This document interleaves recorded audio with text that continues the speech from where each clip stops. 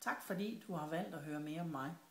Jeg hedder Kirsten Kronborg Hansen, og jeg stiller op for SF ved kommunalvalget den 19. november. Kommunalpolitik er måske ikke det mest spændende, der findes i verden, men ikke desto mindre træffes der vigtige beslutninger i byrådet, som berører din og min hverdag.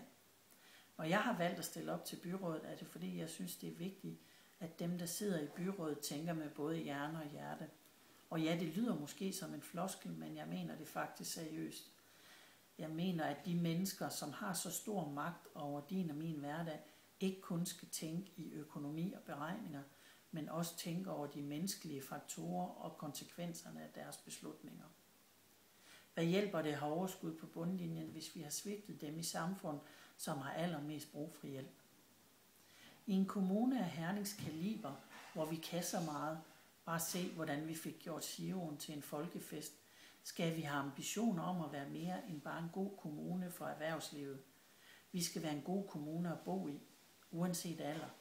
Vi skal have de bedste daginstitutioner, den bedste skole, de bedste klubber og ungdomsuddannelser.